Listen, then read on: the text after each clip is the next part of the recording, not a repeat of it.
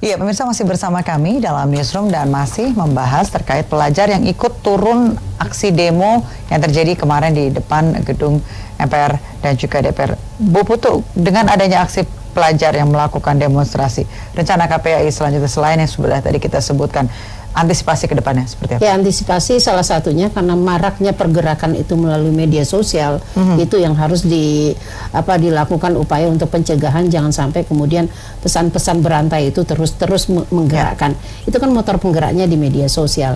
Yang kedua adalah memastikan bahwa setelah mereka sekolah, karena mereka di jam sekolah itu tetap sekolah kan gitu. Kemarin kejadiannya juga seperti itu. Baru kemudian setelah jam sekolah berakhir harus mereka pulang, mereka kemudian berkumpul, titik kumpul di titik tertentu, kemudian mereka kemudian berjalan bersama-sama dari beberapa daerah itu yang terjadi.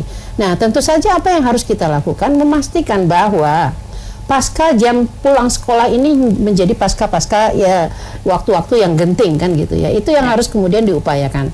Kalau ini bisa terkontrol, maka insya Allah akan aman. Sepertinya kondisinya seperti itu.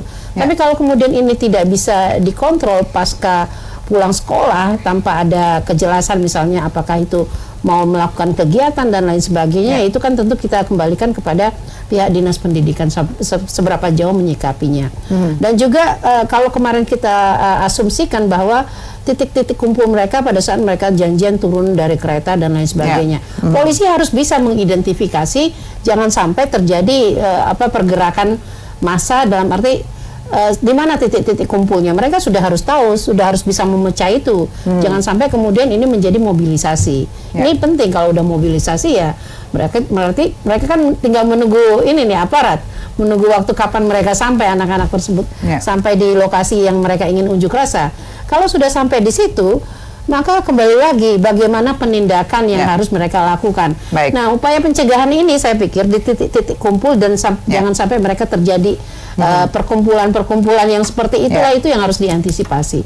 Saya pikir aparat melalui BIN dan lain sebagainya bisa memastikan itu, dan penyebaran melalui media sosial perlu dikomunikasikan, jangan sampai kemudian mereka terprovokasi melalui media sosial. Paling banyak kan seperti itu kemarin itu. Baik, Pak Agus Pambagius, kalau closing untuk kalau mau cepat dalam hitungan hari menjelang tanggal 1, matikan media sosial. Oke, karena supaya mereka tidak bisa berkomunikasi saat waktu peristiwa-peristiwa lain yang kemarin di Papua. Ya kan, karena itu menjadi sangat berbahaya, kecuali aparat juga terbatas, Bu. Jadi begitu banyak, dan kalau sudah dia lepas seragam kan kita nggak tahu dia anak sekolah atau gelandangan atau bukan. Ya, jadi untuk amannya matikan media sosial untuk sementara beberapa hari, kemudian atau tidak KPAI misalnya minta waktu ketemu Menteri Kominfo untuk minta petanya itu siapa yang mengedarkan itu semua. Kan pasti ada yang mengkompor, menuliskan pertama itu siapa, nah itu diatasi dengan penindakan hukum. Terserah, karena tanpa itu akan sulit kontrolnya, karena tidak mungkin, ini penumpang gelapnya banyak sekali. Dan kita hanya tinggal menunggu waktu siapa korbannya kalau kita tidak menangani dengan baik. Baik, Pak Agus Pambagio, terima kasih waktunya bergabung bersama kami. Terima kasih juga Bu Putu Elvina sudah bergabung bersama kami.